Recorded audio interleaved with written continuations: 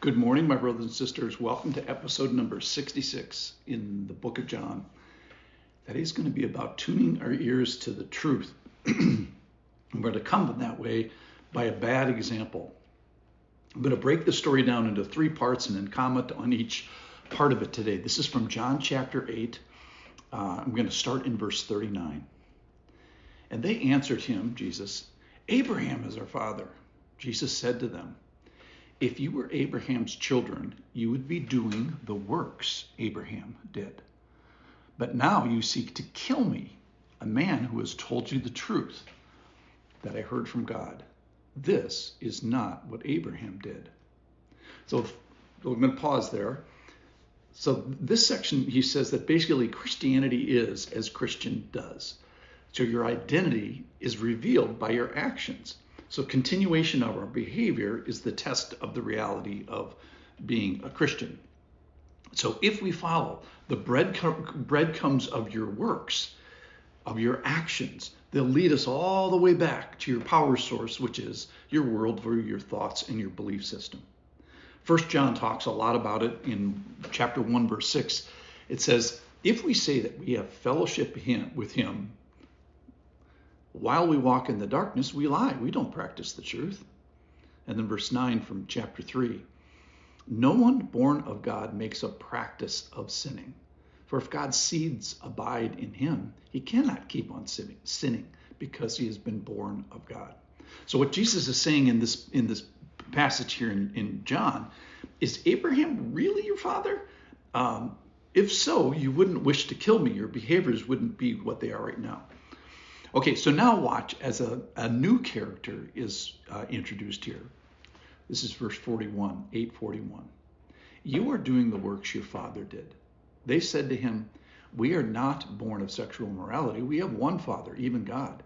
Jesus said to them, if God were your father, you would love me, for I came from God and I am here. I came not of my own accord, but he sent me. Why do you not understand that? It is because you cannot bear to hear my word. So their first gambit was, hey, Abraham is our father. Now here's their second gambit, which is God is our father. And again, Jesus calls them on it and says, but that's not what your behavior says.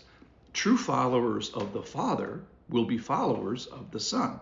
You'd love me because I came from God. So there's this direct relationship between Son and Father. And your affection for Abraham would be demonstrated by your affection to the Father. And your affection to the Father would be demonstrated by your affection towards me. And your affections towards me would be demonstrated by your affection towards the Word.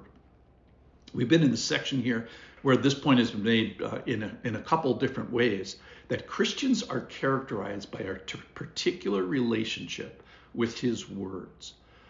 His word, the Bible. You cannot, and he says here about these guys, you cannot bear to hear my word. So in Christianity, you can accurately assess a person's relationship with God, often by assessing their relationship with the word. So there is a direct, even identical relationship of what you think about God to what you think about his word. All right, let me go to verse 44 now, this third section. He lets them have it here. You are of your father, the devil, and your will is to do your father's desires.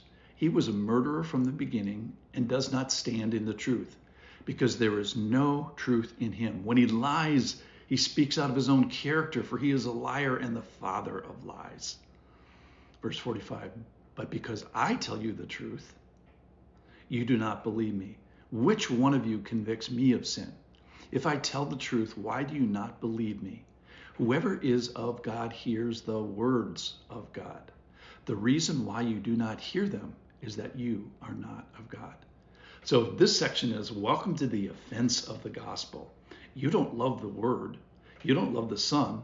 You don't love the Father. You don't even love Abraham. But here's somebody you do love. You do love Satan. You do love the devil.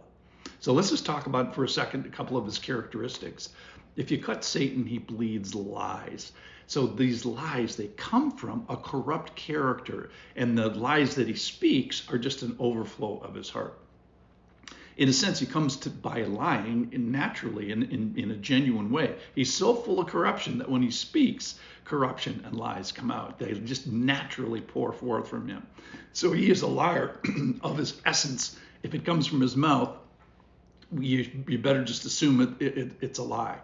In fact, he's the father of lies. He's like this patriarch of a whole family of liars and a whole family of lies. In a sense, all lies find their source in him, at least partially. He does not stand in truth. So he occupies this real estate in the land of lies, and there's no truth in him. And then Jesus describes things about himself. He says, I am sinless. He says, which one of you convicts me of sin? And this is going to become very important. It becomes that substitutional sacrifice who has to be perfect. But he says flat out, who here can convict me of sin? The answer is nobody. So he said, I tell the truth, but because I tell the truth, the response is, you don't believe me, you don't believe my word, you don't believe my prophet Abraham, you don't believe my father, and your behaviors are reflecting that. So some people are gladly associating with Satan, evil, and in this worldview, and even worship him. And others think, so the guys in this story think they're on the righteous, straight and narrow pathway. And Jesus hits them with hard words. He says, you are of your father, the devil. Your will is to do his will, to murder and lie. You are not from God. It's really brutal what he says here today. So what if Jesus says what he says here today? What if it's true? What about you or your association what if it's true about your association with Satan? And what if it's true about your associating with himself? What if he says about himself, which is true, I speak the truth. I've assessed the devil accurately. I've assessed you accurately. So today, whoever is of God hears the word of God. That's my prayer. So my prayer is that we, unlike the guys here in the story, that we tune our hearts to hear the accurate words of the Lord. Thanks for listening.